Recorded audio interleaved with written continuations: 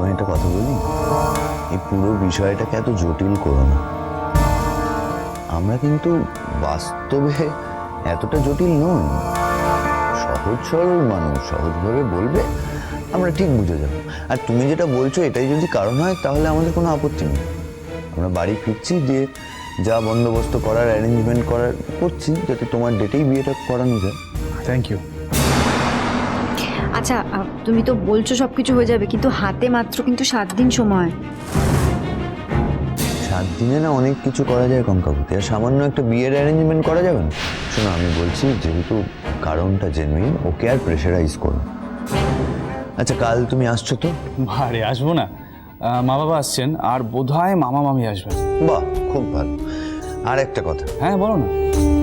আমার দিদির মতো ভালো মেয়ে সচরাচর কিন্তু দেখা যায় না। দিদি বলে বলছি না, আমরা চাই আমার দিদি সর্বান্তকরণে সুখী হোক। আর আমি একটা কথা বলি সৌরভদা, দিদি কিন্তু এতগুলো দিন ধরে শুধু আপনার জন্যই অপেক্ষা করেছে। সেই অপেক্ষার দাম যেন দিদিভাই পায়। দিদিভাই আপনাকে খুব ভালোবাসে। আচ্ছা, আমার দিক থেকে বলার কেউ নেই বলে এটা কি মনে হচ্ছে যে আমার ভালোবাসার ঘাটতি আছে? না না এমা, আমি সে কথা বলেছি নাকি? আমি শুধু আমাদের দিদিভাইয়ের কথাটা বললাম। আমি তোমাদের দিদিকে সাধ্যমতো সুখী রাখার চেষ্টা করব। তোমরা আমার উপর ভরসা রাখতে পারো।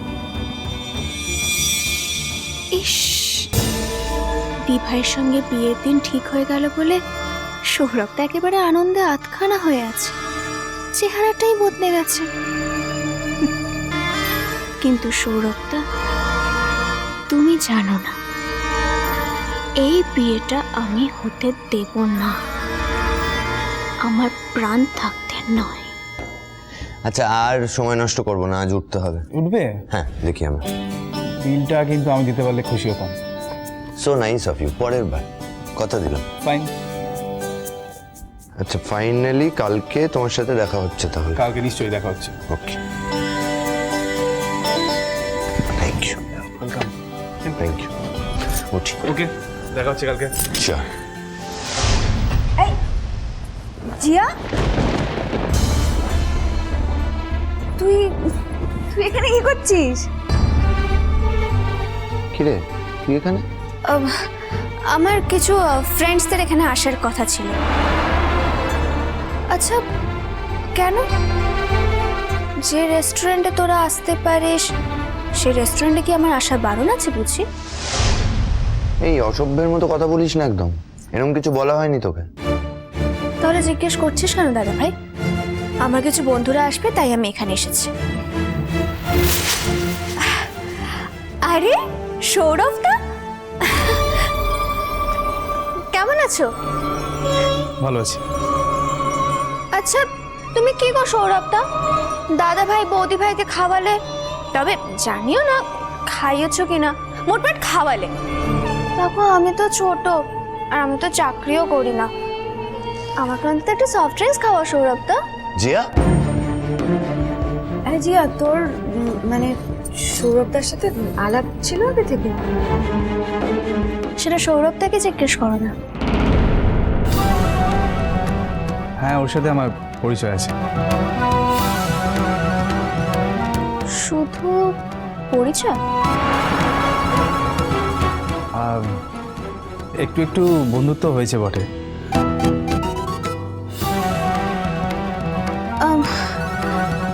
আচ্ছা, আমি সফট ড্রিঙ্কসের অর্ডার দিয়ে দিচ্ছি, কেমন? আমার না খুব খিদে পেয়েছে, আর এদিকে দেখো আমার বন্ধুদের আসার তো কোনো নামই নেই। বলছি সৌরভদা, একটা ফিশ ফ্রাই অর্ডার দিও প্লিজ। আমি অর্ডার দিয়ে দিচ্ছি। ওমা, মানেটা কি? হ্যাঁ গো, আমি কি এত হ্যাংলা? তুমি জানো না যে অর্ডার করে তাকে সামনে বসেও থাকতে হয়। হ্যাঁ, তাই তো, শালি বলে কথা, আবদার তো রাখতেই হবে। ঠিক আছে জিয়া, তুই বরং থাক আর কি, আমরা যাই। চলো।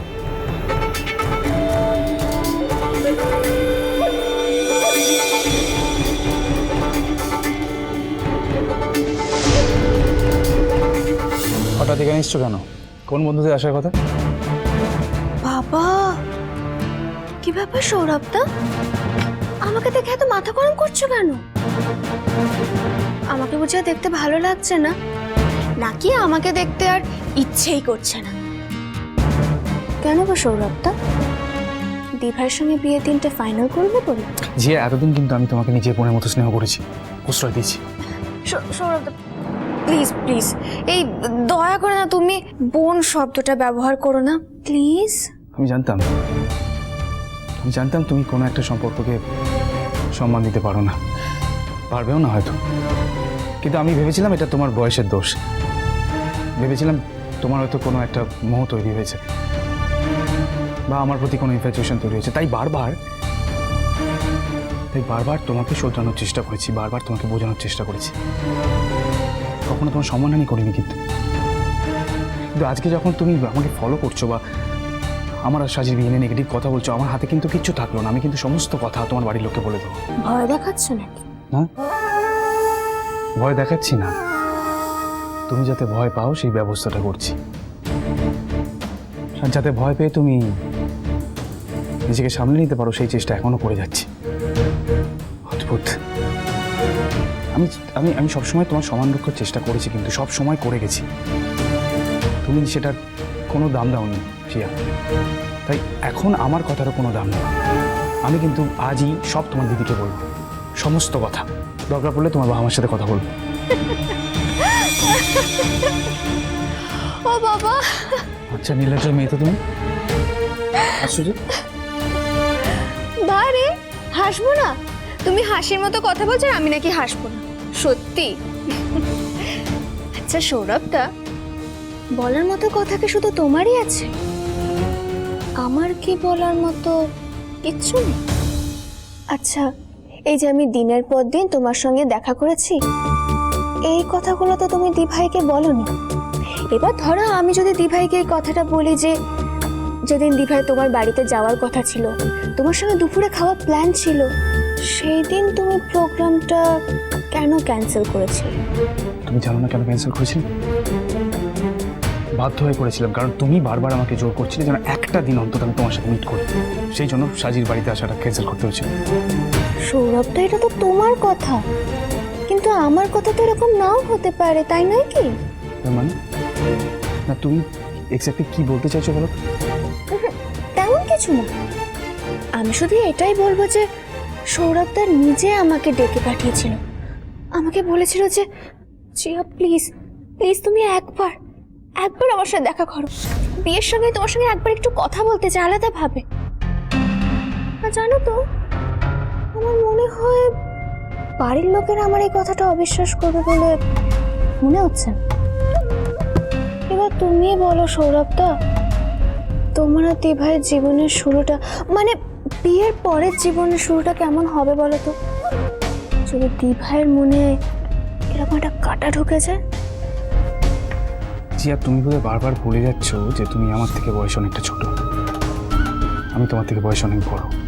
তুমি এমন একটা মানুষের সাথে কথা বলছো যে তোমার দাদার মতো। উফ বাবা সৌরভদা প্লিজ, এই দাদা দাদা বলে তুমি এই সতীপনাটা করো না তো। আমি না খুব ভালো করে জানি তুমি মোটেও আমাকে বোনের চোখে দেখো না। হ্যাঁ, অন্তত আমি তো তোমাকে দাদার চোখে কোনোদিন দেখিনি, এটা তুমি খুব ভালো করেই জানো, আর আমি সেটা স্বীকার করিও। সৌরভদা, আই রিয়েলি লাভ ইউ। আমি সত্যি তোমায় খুব ভালোবাসি সৌরভদা, আর আমি জানি তুমি আমাকে মনে মনে খুব ভালোবাসো। আজ না বাসো, যেদিন আমি তোমার কাছে আসবো সেদিন তুমি আমাকে ভালোবাসতে বাধ্য হবে। জিয়া, ধমকিও না সৌরভদা, আমাকে ধমকে বকে কিচ্ছু লাভ হবে না। ধমকে তুমি আমার মুখ বন্ধ করতে পারবে না।